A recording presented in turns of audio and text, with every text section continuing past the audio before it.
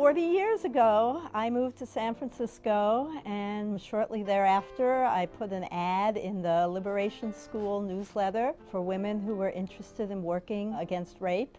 And about 20 women came to the first meeting, and we became the founding members of San Francisco SFWAR. I started fundraising with a door-to-door canvas organization for San Francisco Women Against Rape, and I just thought, I want to go work there. And when an opening happened, I jumped on it and started working as their director of recruitment and training. I was actually pretty ready to leave the movement because I'd had a really horrible experience kind of being drummed out of the student organization that I had been part of. And I was lucky enough to meet Jamie Lee Evans, and Jamie said, think about coming to San Francisco Women Against Rape, apply here. In 1985, I moved back to San Francisco and somewhat randomly picked SFWAR. There happened to be a volunteer training happening at about the right time for me to get involved. My mom was actually part of one of the first domestic violence shelters in Eugene, Oregon. So when I moved to San Francisco in 1996, I still wanted to keep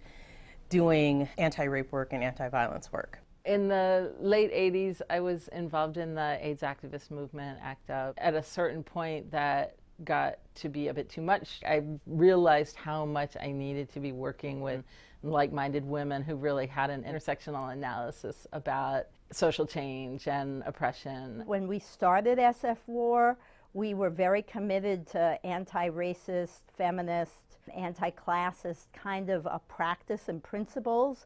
But it took a while before those principles became transformed. Feminists have a lot to teach about racism and classism and ageism. When you bring together folks who have had a variety of relationships to power and lack of power, and try to look at creating an environment where people can come together and really participate in a powerful way, I think that you're really looking at working with people at the crux of some really, really challenging issues. One of the tensions that came to be is the issue of how much we were going to relate to the police and to law enforcement. We all came at the question slightly different places, but we felt that it was the woman's right to self-determine what she wanted, how she wanted to relate to the police. But at the same time, some of us did feel very conflicted because we saw that at the same time as we were turning to the police for support, number one, they didn't respect women. They certainly didn't respect women of color in any way. And that same police force was assaulting and killing members of women's families. One of the really important things that happened in those early years of white women making the commitment to work on racism and us making the commitment to have that be a core part of your work in SFWAR, so that those anti-racism discussion groups at a certain point fairly early on became mandatory, that we said you have to do it. It's as important as being on the crisis line. What's really important to me about SFWAR is that it transformed from a group that was largely white women to a group that is led by women of color and really sees community service and serving as central to its mission and its being. The transition from being a collective to being a more hierarchical or traditional nonprofit organization was definitely a challenging period.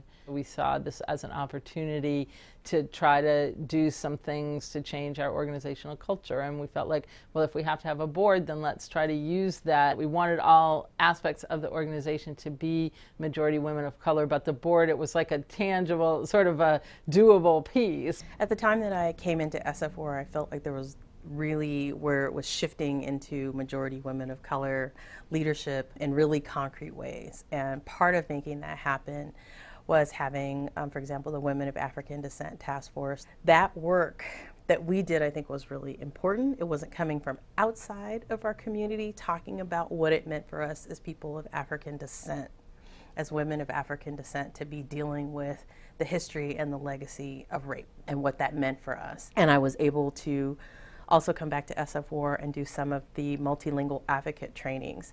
And from coming from within our culture versus what people were telling us about our cultures was really powerful. So we didn't have to accept the stories about, your people rape more or your women are more like this. We knew and we could heal from within. And that was, I think, really important to changing not just SFWAR, but how the movement looks in general. I was hired to work at Women Against Rape, I think, as the first Asian woman ever on staff. And I was very interested and excited to start the Asian Women's Caucus. And it eventually evolved into SWAPI, which was the Southeast West Asian and Pacific Islander Women's Group.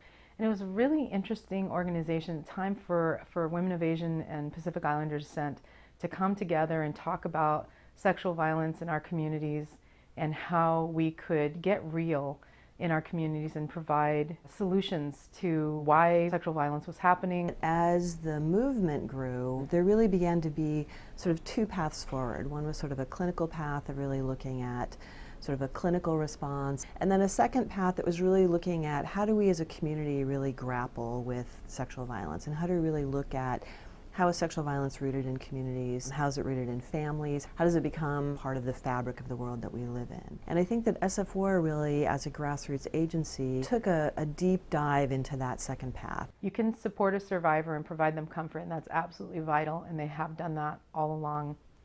If you really want to try to end rape, which San Francisco Women Against Rape does, then you must look at prevention work, and you must look at the field, and you must bring forward a social justice agenda. In 1997, Jamie Lee Evans started a writing workshop group for sexual assault survivors, and it was called Fearless Words. And so a lot of the writing pieces that came out of that, they wanted to feature the work of those survivors, and so Poets Against Rape was born. Over the years, the desire to include a lot of different art forms, not just writing, but a lot of different cultural work, actually made us change the name to Artists Against Rape. SFWAR is meaningful for me, and this movement to end sexual violence is so important, is because I am a survivor, and honestly, that's why I came to do this work. I felt like there were very few movements where you could be your true, authentic self. My sister had been sexually assaulted, and so I was really looking for an opportunity to volunteer. I identified very strongly as a feminist and really wanted some way to be involved. Many of the women I talked to had been raped or assaulted years and years previous and had never told anyone. And recognized in my own life, what I had done with my own experiences, and to identify as a survivor even though my experience didn't match what I'd been told was sexual assault. I didn't get any medical care after I was sexually assaulted. And just the fact that I could do that for someone else and someone else wouldn't have to kind of go through what I went through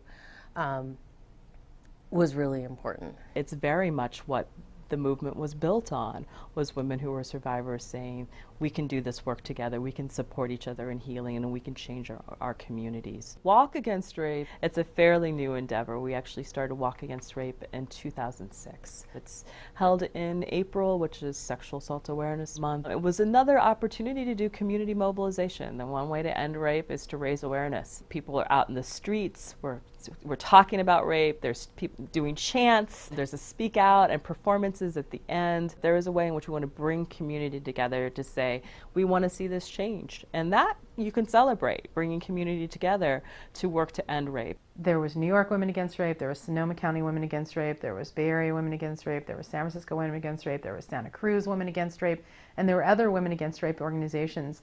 And slowly but surely, they all became something else. But it's really important, I think, that we acknowledge our feminist history. And Women Against Rape doesn't mean that men are discluded from participating. But what it does mean is that it's a strong organization that's women-centered and feminist-centered, which is not a bad thing. And really, it's about an intellectual analysis.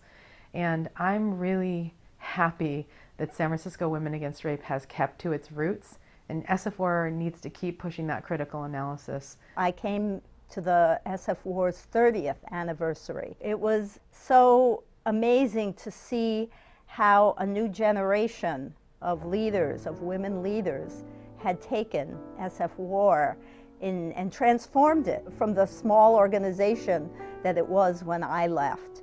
The fact that SFWAR has lasted so long is a recognition of how much change needs to happen, but I think it's also a recognition of how important survivors are. Like, all these individual people how important they are in their lives and their healing, and how important that is to creating larger change in the world. And I feel like that longevity says, no, you matter and your life matters.